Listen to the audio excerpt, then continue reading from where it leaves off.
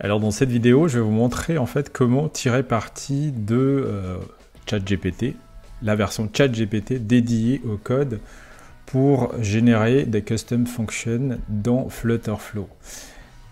Allez, c'est parti!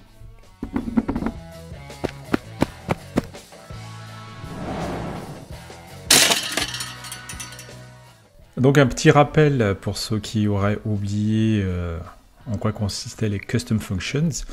Donc Flutterflow, c'est une plateforme de développement low-code, c'est-à-dire que vous avez quand même la possibilité d'écrire du code si vous en avez besoin. Et le code que vous allez écrire, c'est basé sur le langage Dart. Dart, c'est D-A-R-T, c'est un langage open source de Google. Donc pour créer des fonctions spécifiques, vous allez tout simplement dans le menu Connect, et une fois dans le menu Connect, vous cliquez sur Custom Code. Les Custom Codes peuvent servir à de nombreuses choses, à faire des calculs, à faire des transformations. Aussi, moi, je l'utilise principalement pour faire des transformations. Il y a un objet qui est retourné par une API, par exemple, donc je le transforme pour que ce soit adapté à un widget. Mais aujourd'hui, c'est pas ce qu'on va faire. Donc, ce qu'on va faire, c'est plutôt vous montrer comment exploiter le module Codex, OpenAI Codex, qui est basé sur ChatGPT pour écrire votre fonction si jamais vous ne savez pas comment écrire votre fonction. Donc là, on va définir une fonction. Comme on va se baser sur l'OpenAI Codex. L'OpenAI Codex, c'est cet onglet-là. Et donc pour créer une fonction, par exemple, nous allons créer une fonction, on va commencer par quelque chose d'assez simple, et après on va complexifier au fur et à mesure. Vous allez voir que c'est un outil très puissant. Donc là par exemple, je vais commencer par quelque chose de très facile, rechercher un nom dans une liste. Attention, là si vous mettez juste ce texte là, c'est pas suffisant. En fait, il faut lui passer, il faut lui définir également dans le réglage de votre fonction. Comme vous dites qu'il faut rechercher un nom dans une liste, il faut que vous lui passiez en paramètre un nom, une liste. Donc là, je crée une liste de noms. Et là, si je clique sur générer,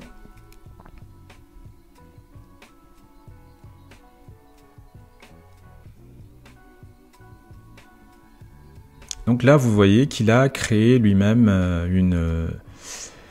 une fonction qui correspond vraiment à ce que nous on veut. Donc ça va chercher dans la list names le nom qui va commencer par un A, donc qui va retourner une valeur ou pas suivant les valeurs qui sont dans le tableau. Donc on va aller un peu plus complexe, dans une fonctionnalité un peu plus complexe. Là, cette fois-ci, on va calculer la moyenne d'une liste d'entiers. Donc pour cela, hop, ce sera plutôt un nombre réel. Donc je mets un double, qui ne sera pas annulable, et qui va prendre une liste d'entiers en paramètres. Genre que je vais mettre un integer, donc ce sera une liste. Et là, je vais lui demander calcule la moyenne d'une liste d'entiers. Donc vous voyez, hop, il a généré le calcul. Il prend en paramètre la liste d'entiers, et après il va faire la somme, et puis il va diviser par le nombre d'entiers dans le tableau. Un peu plus complexe maintenant, par exemple, on va calculer le montant de la TVA à partir d'une somme. On va voir s'il en est capable. Donc normalement, il va prendre en paramètre, il va retourner une double plutôt, une valeur réelle, et puis il va prendre en paramètre un montant aussi. Hop, on va nommer montant, et on va lui demander de calcule le montant de la TVA à 20%. Donc on va voir si on est capable. Nickel. Donc il a déconné un peu parce que en fait ça c'est pas une liste. Donc on va corriger. Hop. Donc là vous voyez le montant Donc il s'est corrigé automatiquement. Il va prendre le montant, il va multiplier par 1,2 qui correspond à la TVA, à 20%.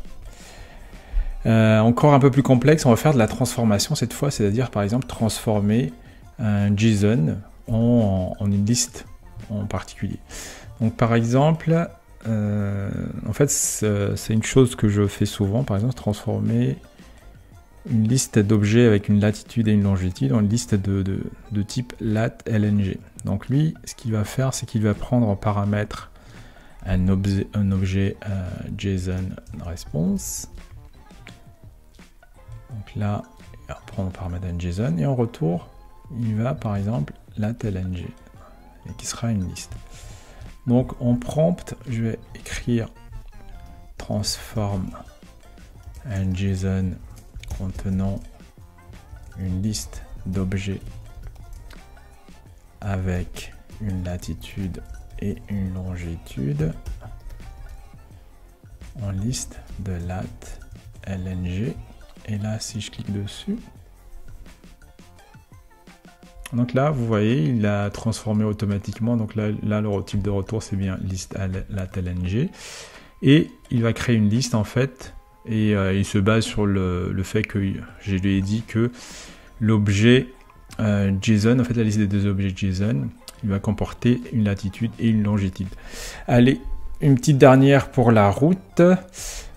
Pour cela, on va définir, ou plutôt j'ai déjà défini, en fait, un data type. Donc pour définir un data type, il faut aller dans Connect, Firestore, et puis cliquer sur le petit bouton là, et ajouter une data type, et puis renseigner les différentes informations associées au data type. Donc moi je l'ai déjà fait. Donc là j'ai un data type qui s'appelle product, qui comporte un nom et un prix.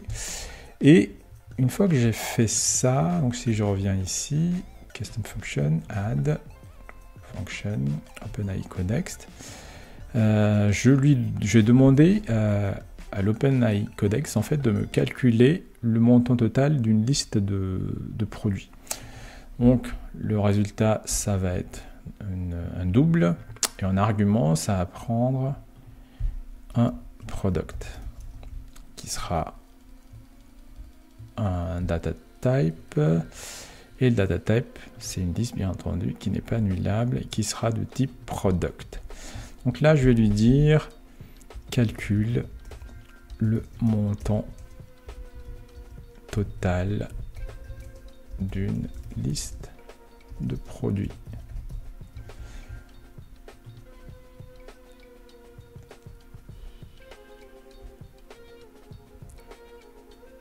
Et là, comme vous voyez, il a déduit automatiquement, en fait, à partir de mon instruction, que il fallait utiliser le champ price de l'objet product que j'ai défini, de data type que j'ai défini tout à l'heure, pour derrière calculer le montant total des produits.